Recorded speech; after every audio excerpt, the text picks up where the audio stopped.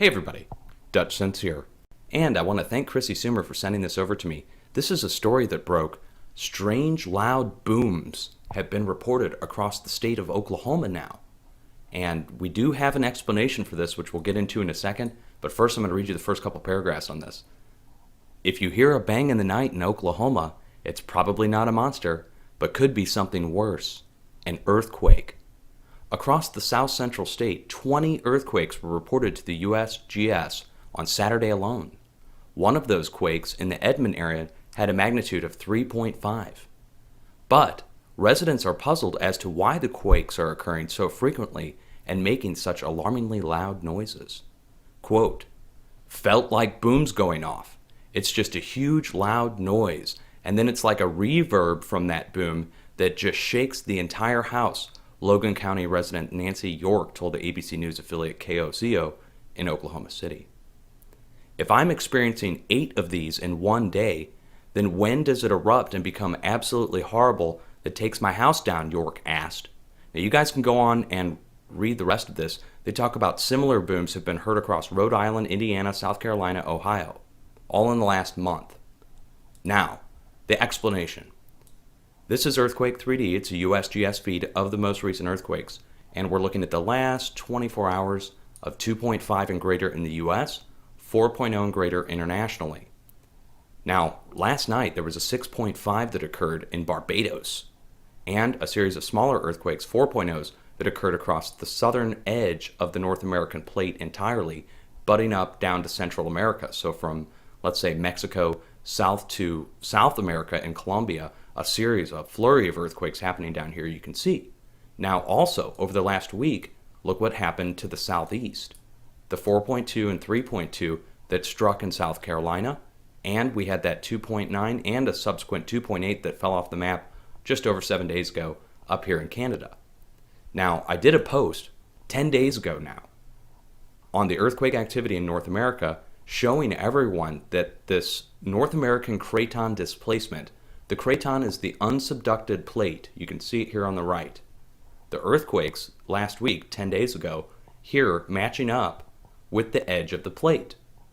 And we were watching this area swarm 10 days ago. The earthquakes here to the southeast had not happened yet. You can see the 4.3 right down here at North Cuba. When I made this post, I said, watch the eastern edge of the craton for possible movement, and to watch Oklahoma and Yellowstone for subsequent movement. Now, look what's happened. Over the last 7 days, look at Yellowstone, look at Oklahoma, and look at the East Coast. Also, look what happened to the South. It's spot on. This is exactly what we were expecting to happen. There is pressure occurring from the west, and this is due to excessive movement in the West Pacific. If you see the West Pacific, all of these 4 and 5.0 earthquakes, the higher they are off the planet, the deeper they are into the earth. So you can see a flurry of shallow earthquakes and 4 and 5.0s happening at several hundred miles deep as well. Also, this past week, 7.0 magnitude earthquake struck in western China. Again, go watch the earthquake update that I did 10 days ago. Showed you the cluster points to watch. This was one where I put my mouse right over it and said, watch the cluster points. The cluster points are the areas where we're going to be seeing larger movement in the near term. And like I said in the update 10 days ago, we need to watch the edge of the North American craton again. Now, whenever we see this flurry of activity here, we normally see activity follow up along the eastern edge of the craton. And that's, again, the plate is being pushed from the west. And it's showing as activity at these fracking operations. Now, they said the largest was 3.5. No. In the last 48 hours, we've had 2 3.9s. And let me just show those to you here.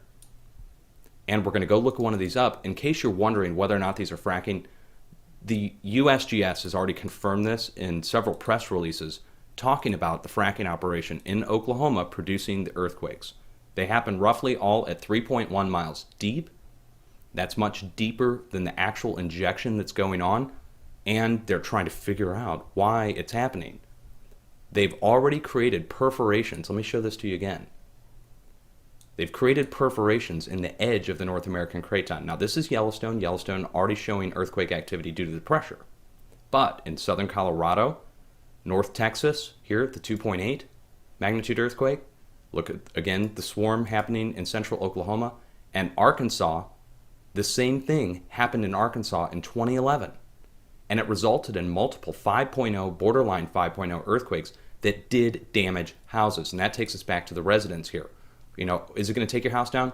Talk to the people in Arkansas whose chimneys fell through their living rooms, whose facades fell off the front of their houses. There's pictures of that. You don't have to take my word for it. Look up 2011 Oklahoma, Arkansas earthquakes, and Colorado. All three had 5.0 earthquakes in 2011 at fracking operations. Now, here's our current 3.9 magnitude earthquake. Just looking it up using USGS coordinates. All right, we're going to place mark it. And I always recommend you do this. If you look these up, place mark it and date it, just so you know. In the future, when you come back to look at these areas, to find out if there's a fracking operation nearby. Okay, there it is. Look at this. Okay, here we go. We have a pipeline station and a frac well and an apparatus. This also looks like it could be nearby a compressor station. We'll have to back it out and see if there's any other. And so, you know, when you find these guys, let's just get a line measurement tool on this. Okay, here's the earthquake epicenter. 0.34 miles. Let's get that in feet since it's so close. 1,700 feet away is the nearest frac well. All right, so we mark the frac well too. If you're going to be marking these, you might as well mark the frac wells. And I'm going to show you other examples really quick so you know this is not just an isolated event. We've been monitoring this for 3 years now, and we've seen hundreds of earthquakes happen. And each earthquake that I've monitored, I've come back and marked the nearby frac wells just to show you that it's not just one area. And this one's really great. You can see the actual pump here. You know, everybody's familiar with these oil pumps, but they're injecting water down into the ground. They call it wastewater, but it's chemical-filled water to fracture the earth, to release natural gas. And each one of these place marks is areas where I've marked previous earthquakes that have happened. Okay, now here, you know, perfect example. You can see this, Booms Steam Energy Plant. Okay, there were booms reported near the steam energy plant, but then they had the large earthquake just north in Virginia within a few months. All in all, the booms are signs of deep craton plate movement, and the fracturing that's occurring, the injection of water done by humans, is causing a weak point, producing multiple 3.9, 4.0 earthquakes.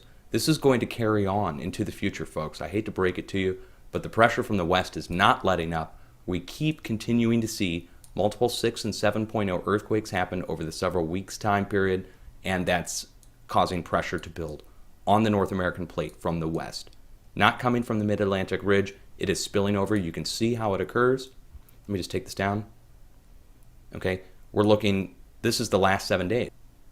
So all of these smaller earthquakes here occurred to the west first before the 6.5, which just happened last night.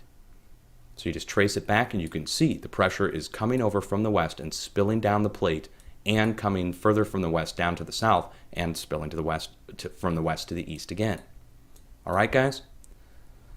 I hope that explains it. If you have any questions, there's earthquake links down below so you can monitor earthquakes yourself. And I will put a link to my update from 10 days ago again that you guys can go check out and see what I was saying 10 days ago about what to expect. And that all came out. That all happened. Multiple 3.0s happened here at Yellowstone again, swarm in Oklahoma, earthquake activity on the East Coast, and further to the southeast. Have an earthquake plan ready. Be prepared just in case. Never hurts. If you're in a non-seismically prone area, you know, you live in the Midwest, you live on the East Coast, you're not normally used to having to prepare for these kind of things, might be a good idea just to have that plan ready or develop one. Only takes a few minutes, few hours time to develop it. Once you know it, you can then enact it if something actually occurs. Cheers.